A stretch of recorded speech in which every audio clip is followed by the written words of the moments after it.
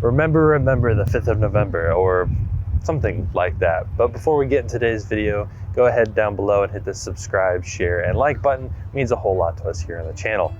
Now, what is Bonfire Night?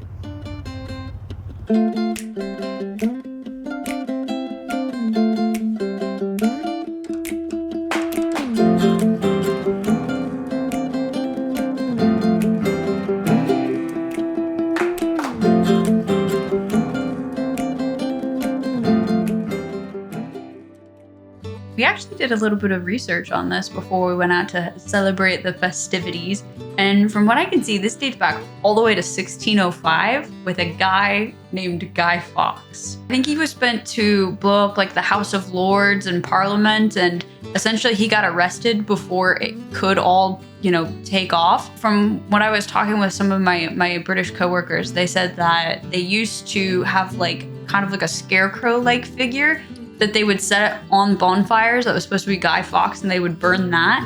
But they said it's not as common anymore, so I'm curious if that's something people still do, because that's a little gruesome. For this night, we just picked our closest venue that had just a small carnival almost, and they had really cool kids rides and arcade games and like toys you could win and lots of carnival type food. We ended up getting some donuts to eat while we were watching the fireworks go off. And then at some point during the night, we noticed that a lot of people started to leave but head towards the hill in the back of the carnival. And we discovered that everyone was gathering to watch the fireworks because they had set a crazy big display up for everyone to view free of charge too, which... Yeah, they were asking for donations as you walked in, that you could lend a couple quid their way.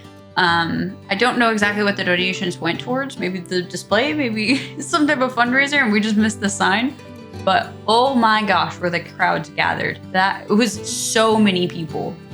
The firework display started with the typical smaller little tiny shooters and little sprinkling lights across the sky, and then it progressed into kind of the artillery shells and the ones that kind of fed off of each other into almost like a wave of 5 or 6 different artillery shells that would just create this grand display of colors and lights and sound. Yeah, they had a pretty decent grand finale of it too.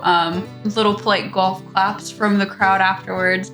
It just reminds me a lot of being back in the States. I was telling Jordan that one of the things that I was besides leaving my friends and family and my normal life behind, but one of the things I was sad about when I left the States is that I really love Independence Day. I love the fireworks and the barbecues and the gathering with friends and family. And I knew that wasn't something that I'd really get to celebrate while we were here. Great Britain's not known for celebrating the America's Independence Day. So I was upset that I wasn't going to see fireworks for a few years, but lo and behold, England really surprised me. I got here on November 3rd of 2019, and I kind of heard fireworks going off that night, festivities starting a bit early, and I learned what Bonfire Night was on my first day here, and it just made me feel right at home, right off the bat. So way to go, England, coming in strong. This is another quick little video and event that we were able to just go to, and so glad that we were able to participate in. Living here, trying to learn some of the local things. And like I said, my first year here, we didn't get a whole lot of time to actually go see the festivities because we were still looking for a house and everything. And then last year was 2020, so not really much going on then.